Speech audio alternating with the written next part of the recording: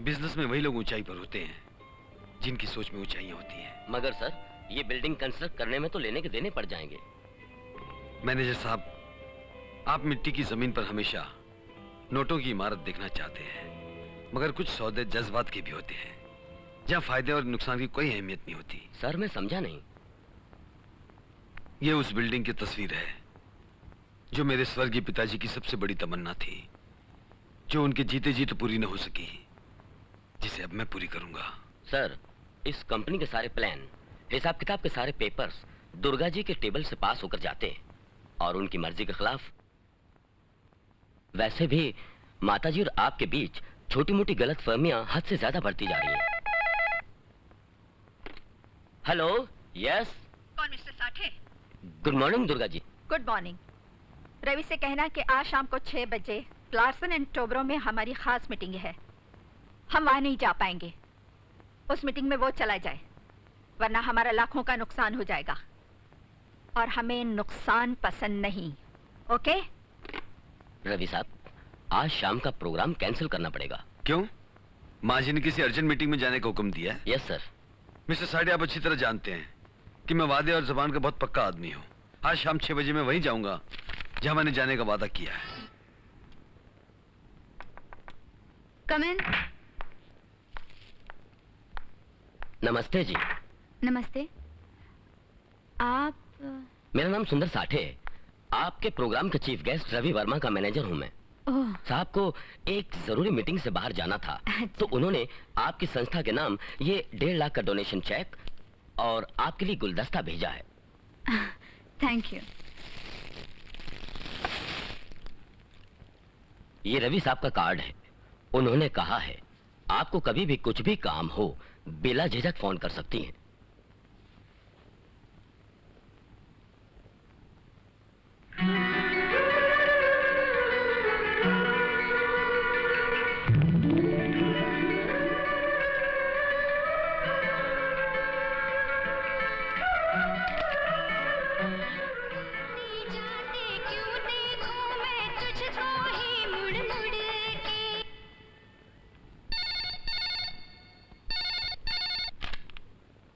Hello sir, वो लड़की आ गई है।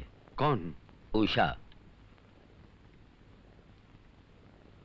उसे जल्दी से अंदर भेज दो। Okay sir. देखिए, आप अंदर चले जाइए। कम इन।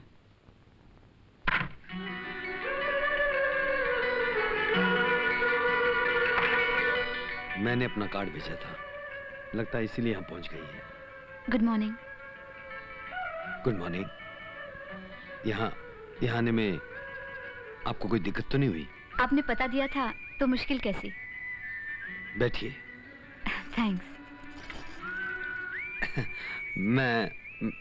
मैं फिक्रमंद था कि आपको मेरा एड्रेस मिला भी है या नहीं। मिलता कैसे नहीं? आपने अखबार में टाइपिस्ट के लिए इतना बड़ा इश्तेहार जो दिया था। ओह, मतलब आप इश्तेहार देकर रही हैं? जी। नौकरी के लिए? जी हाँ। ये रहे मेरे क्वालिफिकेशंस। अरे रे, इसकी क्या जरूरत है? समझिए आपको नौकरी मिल गई, बल्कि आप अभी से काम शुरू कर सकती हैं। थैंक्स।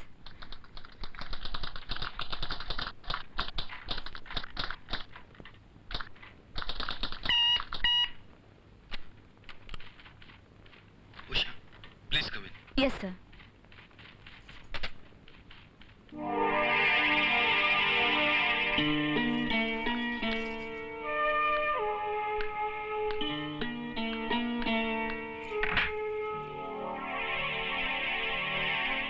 पांडू, लगता है मामला गड़बड़ है।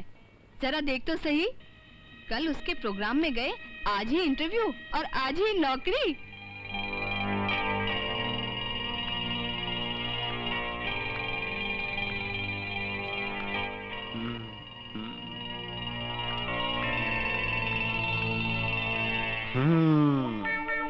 बोलना, क्या हो रहा है अंदर?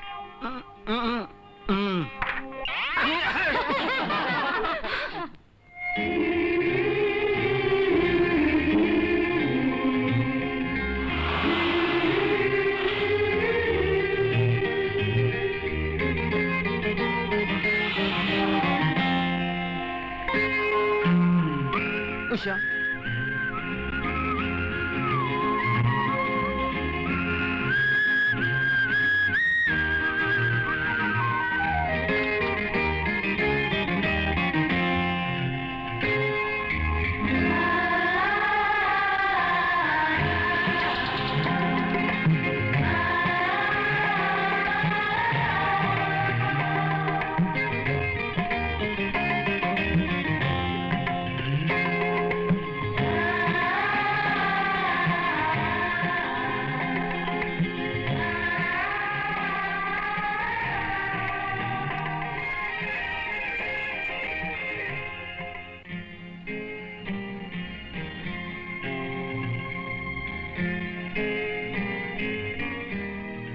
उषा, तुमने मेरा लेटर पढ़ा? हाँ, लेकिन हमारी शादी इतनी आसान नहीं है जितना आप सोचते हैं। कहाँ आप और कहाँ मैं। उषा, मैं इन सब बातों को नहीं मानता। मैं आज ही हमारी शादी के बारे में माँ से बात करूंगा।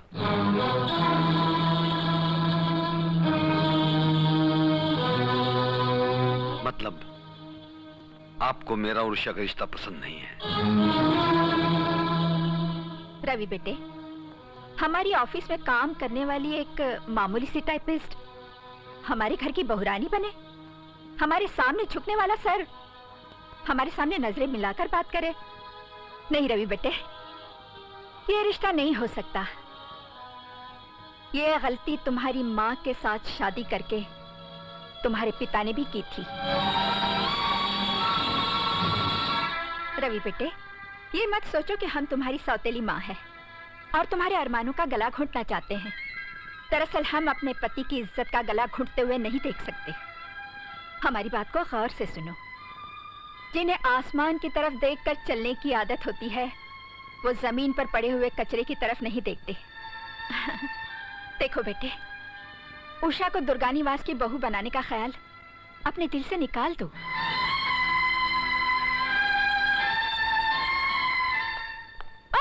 श्याम सुंदर, बुरा मत कहो जी, बुरा मत देखो जी, बुरा मत सुनो जी।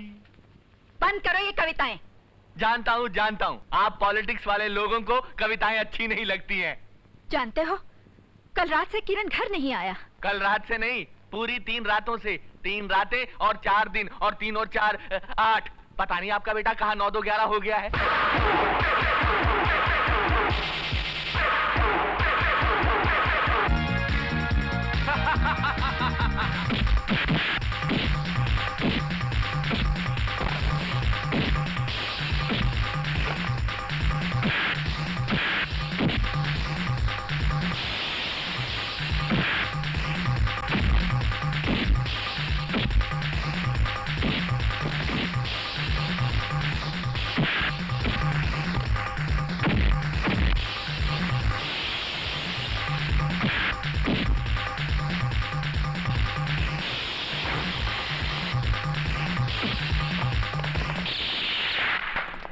You are under arrest.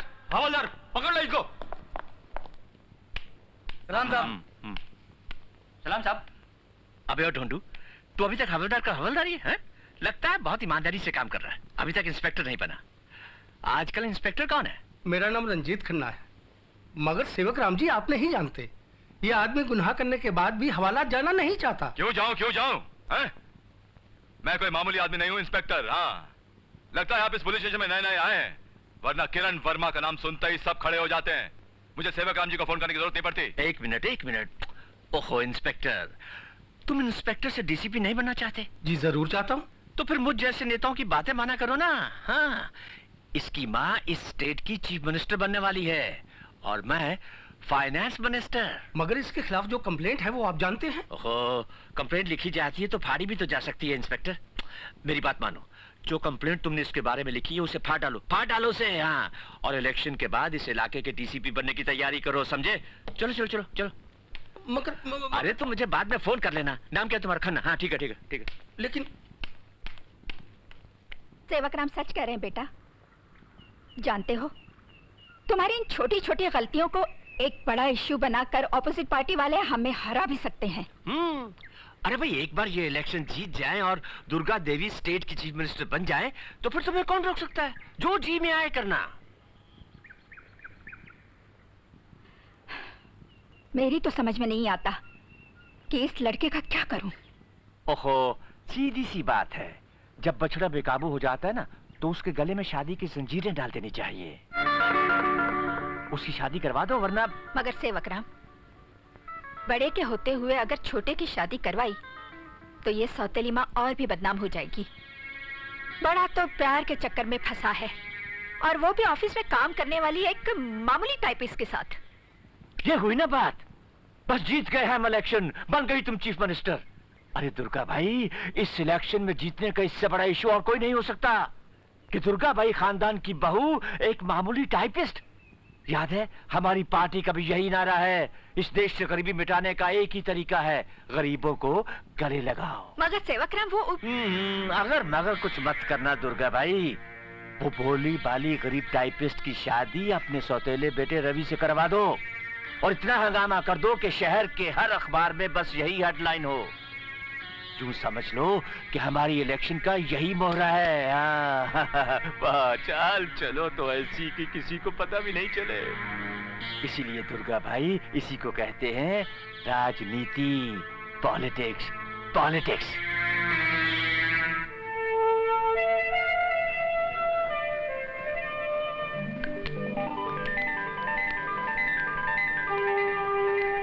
अरे आइए आइए, वेलकम वेलकम। आप क्या है, बाहर आ गई पार्टी में। नमस्ते जी। नमस्ते। चलिए चलिए, you came in to my house, that is God's nature. Sometimes I look at you, sometime I furniture. Lakshmi ji, ये दुर्गा देवी है, और ये मेरी धर्म पत्नी राधा। नमस्ते जी। दुर्गा जी, ये लक्ष्मी बहन है, और ये इनकी बेटी संध्या, और ये उषा।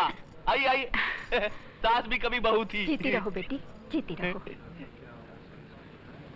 माँ, रवि बेटे, माँ, उषा और उसकी माँ यहाँ कैसे? इन लोगों को हमने यहाँ बुलाया है। आपने? हाँ। लेकिन उस दिन तो आपने कहा था कि वो दिन तुम्हारे प्यार के इम्तिहान का दिन था, और आज का दिन उस इम्तिहान के नतीजे का। नतीजा?